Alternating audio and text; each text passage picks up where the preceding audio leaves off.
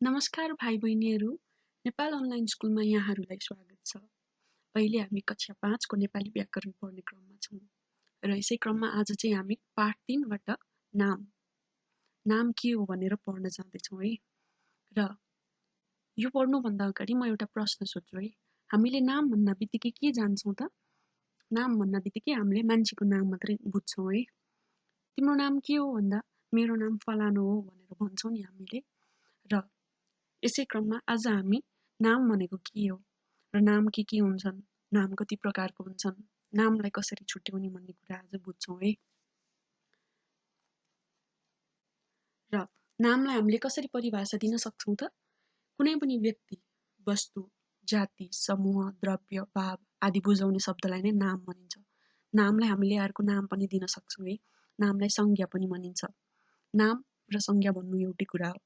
कुनै पनि व्यक्ति वा वस्तुलाई चिनाउने शब्द नै नाम हो। कुनै व्यक्तिलाई बुझाउँछ, कुनै वस्तुलाई बुझाउँछ, त्यसलाई नै नाम भन्छौँ है हामीले। र नामलाई कसरी चिन्ने त? नाम शब्द चिन्ने तरिकाहरू जस्तै को, के, कहाँ भन्ने प्रश्नको उत्तर जब शब्दमा आउँछ नि, हो तब त्यसलाई हामीले नाम भन्छौँ। जस्तै को भन्दाखेरि राजा, राम, श्याम, हरि, भानुभक्त, गीता, आमा, दिदी, बहिनी, मामा, काका, शिक्षक आदि। जस्तै को भनेर बोलाउँदाखेरि हामीले यी नामहरू लिएर कसैले भन्छन् भने तिनीहरू नाम हो। कसैले को हो त्यो भन्दाखेरि राम हो भन्दाखेरि राम भनेको के भयो त? हाम्रो नाम भयो। श्याम भनेको के भयो? नाम भयो। हरि भनेको के भयो? नाम भयो। यस्तै गरेर भानुभक्त, गीता, आमा, दिदी, बहिनी भन्ने चाहिँ हाम्रो नाम हुन्छ। सरी। र अर्को को त हामीले बुझ्यौँ। अब के? जस्तै किताब, कलम, घर, रुख, गाई, दाल, माछा, तेल, पानी, माया, दया, हुल, फौज यिनीहरू इत्यादि कुराहरूलाई चाहिँ यिनीहरूलाई पनि हामीले नाम भन्छौँ। जस्तै त्यो के हो भन्दाखेरि किताब, त्यो के हो भन्दाखेरि कलम, त्यो के हो भन्दाखेरि घर, रुख। यस्तै गरेर गाई, दाल भनेर छुट्याउने शब्दलाई हामीले नाम भन्छौँ। कसैले यो शब्द दियो भन्दाखेरि यो के हो भन्दाखेरि यसलाई हामीले नाम भन्नुपर्छ है। किताब भनेको के हो? एउटा नाम। कलम भनेको के हो? एउटा नाम। घर भनेको के हो? एउटा नाम हो। यिनीहरूलाई चाहिँ के भनेर प्रश्न गर्दाखेरि आउँछ त्यसलाई चाहिँ हामीले नाम भन्छौँ है। अब जस्तै अर्को छ कहाँ। तिमी कहाँ जान लागेको? म धरान जान लागेको। तिमी कहाँबाट आयो? म काठमाडौँबाट आएको हो। यिनीहरूलाई धरान, काठमाडौँ, पोखरा एउटा कुनै ठाउँको नाम दिन्छ नि, हो त्यसलाई चाहिँ कहाँ भनेर बुझिन्छ है। ठाउँको नामलाई पनि हामीले के भन्छौँ त? नाम भन्छौँ। जस्तै यहाँ दिएको छ धरान, काठमाडौँ, पोखरा, चीन, जापान, अमेरिका इत्यादि हुन्छ नि, तिनीहरूलाई हामीले नाम भनेर बोलाउँछौँ है। यो त भयो हामीले के, को, कहाँ भनेर छुट्याउने। अब हाम्रो नाम कति प्रकारको छ त है? नाम हाम्रो जम्मा 5 प्रकारको छ। के हुन् त? व्यक्तिवाचक नाम, जातिवाचक नाम, द्रव्यवाचक नाम, समूहवाचक नाम र भाववाचक नाम। यिनीहरूलाई हामीले एक एक गरेर हेर्छौँ होइन। र कसरी छुट्याउँछौँ? व्यक्तिवाचक नाम भनेको के हो, जातिवाचक नाम भनेको के हो भनेर सबै हामीले छुट्याउँछौँ है। र नामलाई हामीले कसरी छुट्याउँछौँ भनेर पनि हामी आज पढ्छौँ र छुट्याउन सक्ने पनि हुन्छौँ। यहाँ दिएको छ एउटा चित्र। नाम कति प्रकारको? 5 प्रकारको। व्यक्तिवाचक, जातिवाचक, द्रव्यवाचक, समूहवाचक र भाववाचक। र यसलाई हामीले कसरी छुट्याउँछौँ? पहिला हामी पढ्छौँ अनि आएर फेरि यो चित्र हेर्छौँ है। अब व्यक्तिवाचकलाई हामीले कसरी परिभाषित गर्न सक्छौँ त? कुनै पनि व्यक्ति, वस्तु वा पदार्थ तोकेर बुझाउने शब्दलाई हामीले व्यक्तिवाचक नाम भन्छौँ। अब व्यक्ति कसरी छुट्याउने, वस्तु कसरी छुट्याउने, पदार्थ कसरी छुट्याउने त्यो हेर्छौँ है। जस्तै व्यक्ति भनेको हाम्रो के हुन जान्छ? सुमन, सगरमाथा। वस्तु भनेको हाम्रो कुनै एउटा ठोस वस्तु जस्तै किताब, कलमहरू हुन्छ नि, हो त्यसलाई। र पदार्थ भनेको के हो? हाम्रो पानी, तेल, मट्टीतेल। यिनीहरूलाई बुझाउनलाई हामीले के भन्छौँ त? व्यक्तिवाचक नाम भन्छौँ। कुनै पनि व्यक्ति, वस्तु वा पदार्थलाई तोकेर बुझाउने शब्दलाई हामीले व्यक्तिवाचक नाम भनिन्छ। यहाँ जस्तै दिएको छ सुमन, सगरमाथा, नाइल। सुमन भनेको के भयो हाम्रो नाम, व्यक्तिको नाम भयो। सगरमाथा भनेको के हो वस्तुको नाम भयो। नाइल भनेको के हो पदार्थको नाम भयो। मुना मदन भनेको के हो वस्तुको नाम भयो, हाम्रो मुना मदन बुक। काठमाडौँ भनेको के भयो ठाउँको नाम भयो। रिता मान्छेको नाम भयो। यस्तै इत्यादि कुराले हामीलाई व्यक्तिवाचक नाम भन्छौँ। अब अर्को छ हाम्रो जातिवाचक नाम। जातिवाचक नामलाई हामीले कसरी परिभाषित गर्न सक्छौँ त? कुनै पनि वस्तु वा पदार्थ मात्र नभई एउटा सिङ्गै जातिलाई बुझाउने शब्दलाई हामीले के भन्छौँ जातिवाचक नाम। अब यसले अघि नै हामीले के भन्यौँ व्यक्तिवाचक। व्यक्तिवाचकमा चाहिँ हाम्रो व्यक्ति, वस्तु र पदार्थलाई बुझाए। तर यसमा चाहिँ के हुन्छ त व्यक्ति र वा वस्तुलाई मात्र नभई एउटा पुरै सिङ्गो जातिलाई बुझाउनेलाई हामीले शब्दलाई हामीले के भन्छौँ त जातिवाचक नाम भनिन्छ। जस्तै मानिस। अब यहाँ मानिस भने पछाडि हामीले राम, श्याम, हरि भनेर नाम तोकेनौँ। यहाँ सिधै जो पनि आएपछि जसको नाम आए पनि राम, श्याम, हरि, गीता, श्रीता जोसुकै आओस्, तर उनीहरूलाई हामीले के नाम दियौँ मानिस भनेर दियौँ।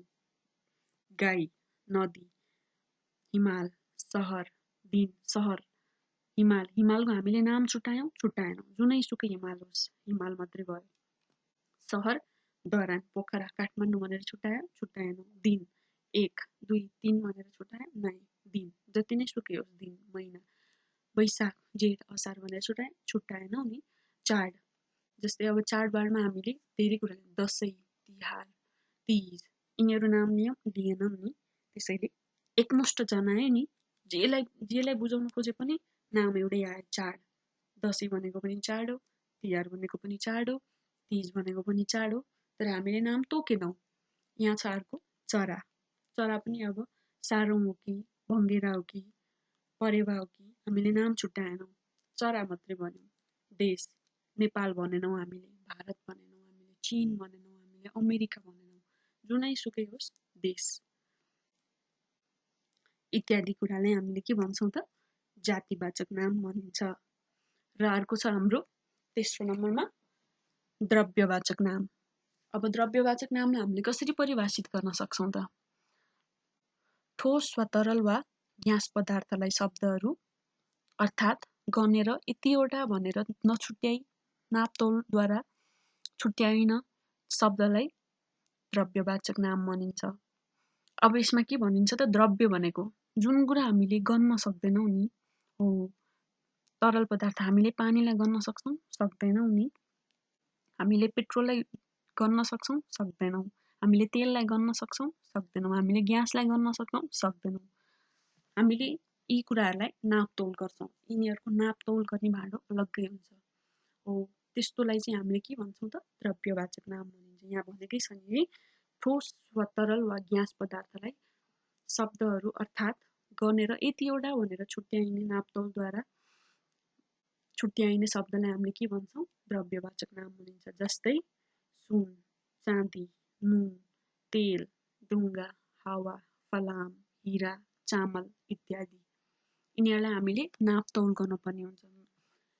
एउटा भाँडोबाट नापेर तौलिएर यति भनेर छुट्याउनु पर्नेलाई हामीले के भन्छ द्रव्यवाचक नाम भनिन्छ। अब अर्को छ चौथो नम्बरमा हाम्रो समूहवाचक नाम। यसको त नामैबाट हामीले चिन्न सक्छौँ। समूहवाचक भन्ना बित्तिकै एउटा कुनै भेला समूह गरेर समूह भएको उसलाई नाम भनिन्छ। जस्तै कसरी परिभाषित गर्न सक्छौँ त हामीले यसलाई 2 वा 2 भन्दा बढी वस्तुको समूह बुझाउने शब्दलाई हामीले के भन्छौँ समूहवाचक नाम। एकजना मात्रै भएको ठाउँलाई हामीले समूह भन्दैनौँ। जब 2 वा 2 भन्दा बढी एकै ठाउँमा भेला भइन्छ नि हो, तिनीहरूलाई के भन्छ त हामीले समूहवाचक नाम भनिन्छ। जस्तै फौज। फौज भनेको के हो त हाम्रो आर्मीहरूको एकट्ठा भएर बस्छन् हो, उनीहरूलाई फौज भन्छ। हुल भनेको के भएर एक ठाउँमा धेरै मान्छे भेला भएर बसेकोलाई हुल भनिन्छ। रास। रास भनेको अब जस्तै हामीले केही वस्तुहरू राख्यौँ, यति रास छ, यो चामलको बोराहरू राख्यौँ, त्यो चामलको बोराको रास यति छ भनेर बुझिन्छ नि हो। यस्तो कुनै पनि व्यक्ति वा वस्तु हो उनीहरूको समूह वा भेलालाई हामीले के भन्छौँ त समूहवाचक नाम भनिन्छ। जस्तै यहाँ फौज, हुल, भेला, रास, मुठो, बिटो, ताती, झुप्पो आदिलाई हामीले के भन्छौँ? समूहवाचक नाम। यिनीहरू आउन बित्तिकै हामीले नाम भनेर चिनिन्छ र नाममा पनि छुट्याउनु पर्यो भने समूहवाचक नाम भनेर चिन्छौँ। अब अर्को छ 5औं नम्बरमा भाववाचक। यसको पनि नामबाटै हामीले बुझ्न सक्छौँ। भाव भन्न बित्तिकै के भयो त? हामीले आफ्नो अनुभव गर्ने कुरालाई, भावनालाई बुझ्ने कुरालाई हो, त्यसलाई हामीले भाववाचक नाम भन्छौँ। अब यसलाई परिभाषित कसरी गर्न सक्छौँ त हामीले? हेरौँ है त। बाहिर नदेखिने तर मनले अनुभव गर्ने कुरालाई बुझाउने शब्दलाई भाववाचक नाम भनिन्छ। अब हामीलाई यहाँ के भनेको छ त? जुन कुरा हामीले नाङ्गो आँखाले देख्न सक्दैनौँ तर अनुभव गर्न सक्छौँ, भित्र मनबाट अनुभव गर्न सक्छौँ, हो त्यसलाई चाहिँ हामीले के भन्छौँ त? भाववाचक नामहरू भन्छौँ। जस्तै माया, हामीले देख्न सक्छौँ तर अनुभव गरे पछाडि मात्रै देख्न सक्छौँ, नाङ्गो आँखाले देख्न सक्दैनौँ। दया, प्रेम, खुसी, रिस, यो सबै कुरा हामीले अनुभव गरे पछाडि मात्रै थाहा पाउँछौँ है। चिसो, जाडो, गर्मी इत्यादिलाई हामीले के भन्छौँ त? भाववाचक नाम भन्छौँ। अब यिनीहरू आउन बित्तिकै, यो शब्द आउन बित्तिकै हामीले के भन्न सक्छौँ त? यो त नाम हो। नाममा पनि कुन प्रकारको नाम हो? भाववाचक नाम हो। अब हामीले पढ्न त पढ्यौँ, अब हामीलाई छुट्याउनलाई कन्फ्युज हुन्छ। हाम्रो के छ त यहाँ? व्यक्तिवाचक र जातिवाचक हामीलाई हाराहारी उस्तै लाग्न थाल्यो होइन। अब हामीले कसरी छुट्याउँछौँ त? व्यक्तिवाचकबाट जातिवाचक कसरी छुट्याउँछौँ है त? जस्तै मानिस, हामीले अघि नै पनि कुरा गरेको थियौँ। मानिस भनेर हामीले नाम तोकेर बोलाएनौँ। जस्तै यदि कृष्ण, कुमार, राधा, हरि भनेर भनेको भए त्यो के हुन्थ्यो त? व्यक्तिवाचक नाम हुन्थ्यो। अब उनीहरूलाई एकै ठाउँमा राखेर बोलाउँदाखेरि के हुन्छ त? मानिस भनेर भन्छौँ। कृष्ण पनि मानिस हो, कुमार पनि मानिस हो, राधा पनि मानिस हो र हरि पनि मानिस हो। मानिस भनेपछि हामीले जातिवाचक नाम भन्छौँ। नाम तोकेर बोलायो भने व्यक्तिवाचक नाम भन्छौँ। र अर्को छ देश। देश नेपाल, भारत, चीन, क्यानाडा यिनीहरू भन्यौँ भने यो के भयो त? हाम्रो व्यक्तिवाचक नाम भयो। र देश मात्र भन्यो भने हामीले के भन्न सक्छौँ त्यसलाई? जातिवाचक नाम। अनि महादेश, जस्तै महादेश हाम्रो अमेरिका, एसिया, युरोप भन्यो भने यो हाम्रो व्यक्तिवाचक नाममा पर्न गयो। र यदि महादेश मात्रै भन्यो भने हामीले यसलाई के भन्छौँ? जातिवाचक नाम भन्छौँ। यो भयो हाम्रो जातिवाचक नामबाट व्यक्तिवाचक नाममा आउने कुरा। र अब हामी हेर्छौँ व्यक्तिवाचक नामबाट जातिवाचक नाममा। दसैँ, तिहार, लोसार, होली, तीज, क्रिसमस यिनीहरूलाई हामीले के नाम दिन्छौँ त? चाड। दसैँ पनि चाड हो, तिहार पनि चाड हो, लोसार पनि चाड हो, होली पनि चाड हो। अब हामीले दसैँ मात्रै भन्यो भने हामीले के बुझ्छौँ? व्यक्तिवाचक नाम बुझ्छौँ। र चाड भन्यो भनेर शब्द आयो भने त्यसलाई हामीले जातिवाचक नाम भन्छौँ। र अर्को छ यहाँ मेची, कोशी, महाकाली, नाइल। यहाँ अब हामीलाई के छ त?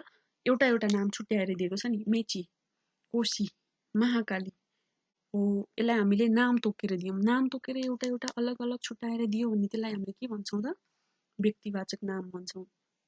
अब यसलाई यदि एकमुष्ट रूपमा भन्नु पर्यो भने के भन्छौँ त? मेची पनि नदियो, कोशी पनि नदियो, महाकाली पनि नदियो, नाइल भन्ने पनि नदियो। अब अर्को हेरौँ हामी सगरमाथा, अन्नपूर्ण, नीलगिरी यिनीहरूलाई हामीले नाम छुट्याएर गर्यौँ। यो नाम छुट्याएर गरिसके पछाडि के भयो त हाम्रो? यसलाई के भन्छौँ हामीले? सगरमाथा मात्रै आयो भने व्यक्तिवाचक नाम भन्छौँ। अन्नपूर्ण मात्रै आयो भने व्यक्तिवाचक नाम भन्छौँ। नीलगिरी मात्रै आयो भने व्यक्तिवाचक नाम भन्छौँ। र जब हिमाल भनेर आउँछ तब त्यसलाई हामीले के भन्छौँ? जातिवाचक नाम।